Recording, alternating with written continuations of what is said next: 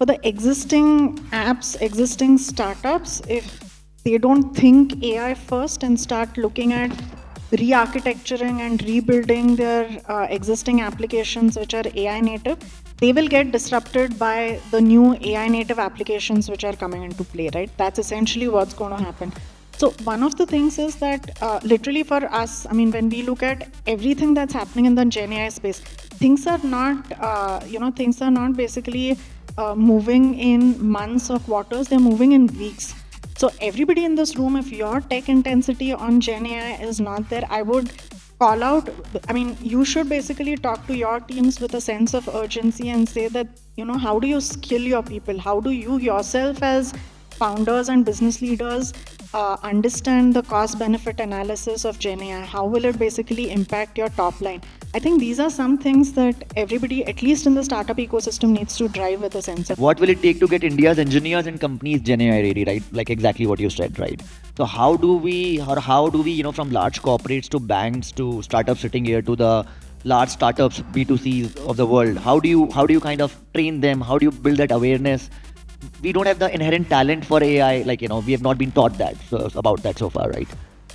Actually, I would disagree with that. Sure. I think in India, we've got, in fact, if you look at across the world, we are among the top in terms of the AI talent.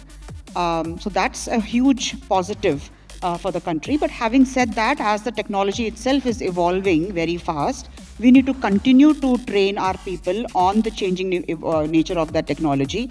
And there are organizations, Microsoft included, that are doing a lot of work on AI skilling. But having said that, I think going to my earlier point, understanding this paradigm shift in thinking about the problem and realizing what AI can do now quite differently than it was possible to do even a year and a half back, it becomes important.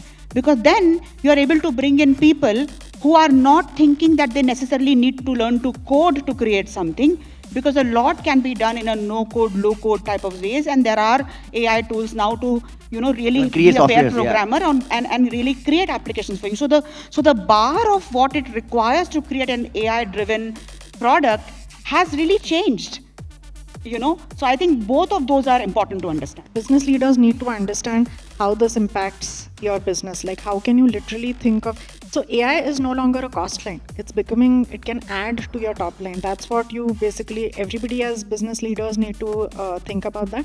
In terms of skilling, tech intensity, a couple of things there. India, I think, is amongst the top 5 countries which has AI talent pool. Ecosystem builders, folks like yourselves, Microsoft has launched a program, the government is doing a bunch of things. Who are the people who kind of predict the future? It is all of you in the room, right? Like, startups are nothing but signals of the future which can become mainstream. So really thinking of creating disruptive products is how every founder should think of. And today Microsoft is basically supporting every AI native startup in terms of helping. We have a MVP in a box program where we literally help you iterate, create use cases. Every 2 weeks you can do your A/B testing, productize it. Credits and all of those obviously are part of the hygiene.